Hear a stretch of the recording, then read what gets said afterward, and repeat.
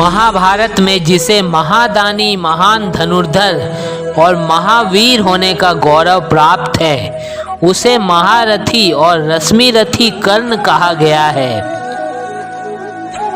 कर्ण महाभारत का एक ऐसा पात्र है जिसके साथ नियति जन्म से ही क्रूर मजाक शुरू कर देती है।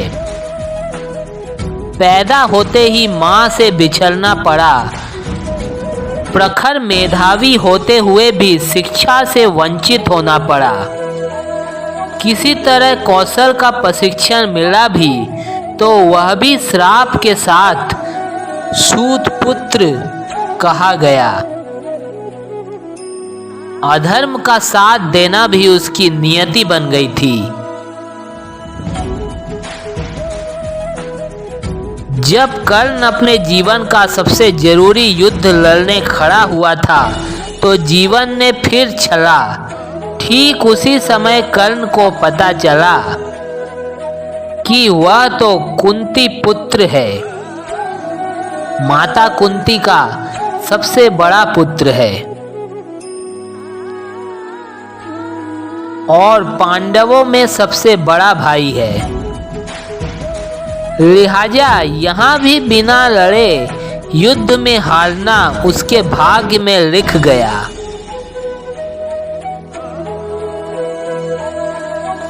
फिर भी एक आशीष कर्ण से कोई भी नहीं छीन सका, वह था सूर्य देव का आशीष। कर्ण विश्व के महान और त्याग के मूर्ति देवता सूर्य देव का पुत्र था। त्याग और दान का यह वरदान कर्ण को अपने पिता सूर्य देव से ही मिला था, जो जीवन पर्यंत उसकी शक्ति बना रहा। श्री राम का तो जन्म ही सूर्य वंश में हुआ था, तो वहीं द्वापर युग में सूर्य कर्ण के मानस पिता के रूप में दिखाई देते हैं। कुंती ने जब ऋषि दुर्वासा की खूब सेवा की थी तो फलस्वरूप कुंती को ऋषि दुर्वासा से देवहूति मंत्र मिला था। तो सिर्फ परीक्षण करने के लिए कुंती ने सूर्य देव का आवाहन किया था। सूर्य देव से कुंती को एक पुत्र प्राप्त हुआ जो आगे चलकर कर्ण बना। लिहाजा उन्हें बिना विवाह के ही मां बनना पड़ा था। इसी लोक लाज के कारण कुंती ने अपनी पहली संतान कर्ण को जन्म के बाद ही गंगा में बहा दिया, जो कि बाद में दानवीर कर्ण के नाम से जाना गया।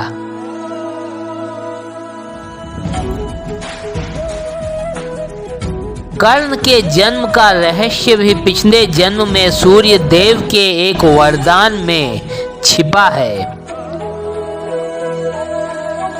कर्ण का जन्म होना और जीवन भर यातनाएं भोगना भी उसके पूर्व जन्म का फल था। पिछले जन्म में कर्ण दंबोधव नाम का एक असुर था। दंबोधव ने सूर्य देव की कठिन तपस्या की थी और उनसे यह वरदान प्राप्त कर लिया था कि उसे 1000 कवच प्राप्त हो जाए। इतना ही नहीं, इन कवचों पर केवल वही व्यक्ति प्रहार कर सकता था जिसने करीब 1000 सालों तक तप किया हो। दंबोधव की इच्छा यहीं पूरी नहीं हुई। उसने सूर्य देव से यह भी वरदान मांगा कि जो भी उसके कवच को भेदने का प्रयास करे उसकी उसी क्षण मृत्यु हो जाए।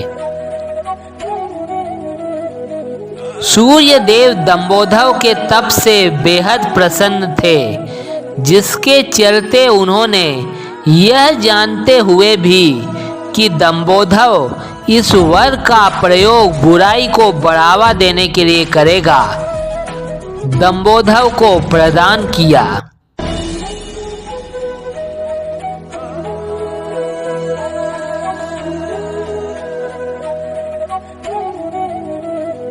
यह वरदान पाने के बाद वह सहस्त्र कवची के नाम से जाना जाने लगा।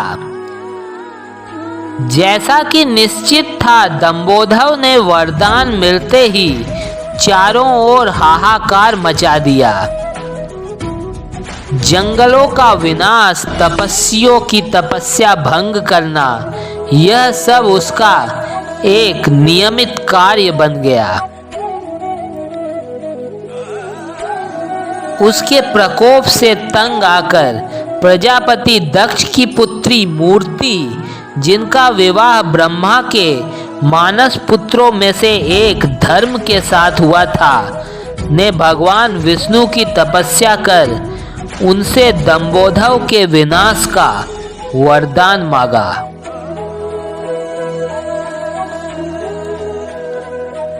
भगवान विष्णु ने मूर्ति की तपस्या से प्रसन्न होकर उससे कहा कि वह स्वयं दंभोदर का अंत करेंगे, जिसका माध्यम मूर्ति ही बनेंगी। कुछ समय बाद मूर्ति ने नर नारायण नाम के 2 पुत्रों को एक साथ जन्म दिया, जिनके शरीर तो अलग थे, लेकिन कर्म, मन और आत्मा से वे एक दूसरे से जुड़े हुए थे। नर नारायण दोनों ने बारी बारी से बद्री पर्वत, अर्थात जो आज का बद्रीनाथ धाम है, वहां तपस्या की थी। बद्रीनाथ धाम चारों धामों में से एक धाम है। फिर दंभोदर से युद्ध शुरू हुआ। पहले नर ने युद्ध किया, नारायण तपस्या करते रहे। कई दिनों तक युद्ध के बाद नर ने राक्षस का एक कवच तोड़ दिया और फलस्वरूप नर की तुरंत मृत्यु हो गई, जैसा कि वरदान में कहा गया था। इस पर नारायण उठे और तपस्या के फल से उन्होंने नर को जीवित कर दिया। अब नर ने तपस्या शुरू की और नारायण युद्ध करने लगे। नारायण ने दूसरा कवच तोड़ा तो उनकी भी मृत्यु हो गई, लेकिन उन्हें नर ने तप के फल से जीवित कर दिया। इस तरह लगातार युद्ध चलता रहा। नर नारायण एक एक करके युद्ध करते रहे, कवच तोड़ते रहे और एक दूसरे को जीवित करते रहे। जब एक एक करके दंभोदर के 999 कवच टूट गए तो दंभोदर भागा और सूर्य देव के पीछे जाकर छिप गया। सूर्य देव ने नर नारायण से शरणागत की रक्षा की प्रार्थना की। तब नारायण ने कहा कि ठीक है, इसका फल आपको भी भुगतना होगा। अब यह राक्षस आपके तेज से द्वापर में जन्म देगा और आपका मानस पुत्र कहलाएगा। यही कवच कुंडल तब भी उसके पास रहेंगे, लेकिन मृत्यु के समय काम नहीं आएंगे। कवच कुंडल के साथ जन्मा कर्ण वही राक्षस दंभोदर था, लेकिन इस पर युद्ध से ठीक पहले इंद्रदेव उससे कवच कुंडल दान में मांग कर ले गए थे।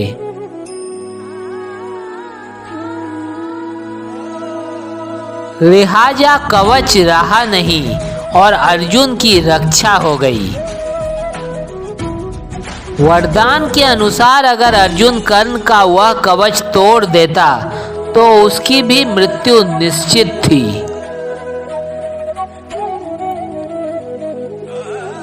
वैसे सूर्य देव ने भी कर्ण की रक्षा की बहुत कोशिश की थी। उन्हें पता था कि महाभारत युद्ध में नारायण कृष्ण अवतार और नर अर्जुन अवतार लेंगे। उन्हें यह भी पता था कि कृष्ण पांडवों की रक्षा करेंगे, इसलिए उन्होंने कर्ण को सबसे बड़े पांडव पुत्र के रूप में भेजा था। लेकिन होता वही है जो नियति में लिखा होता है। रामचरितमानस में भी तुलसीदास जी ने कहा है कि होई है वही जो राम रची राखा।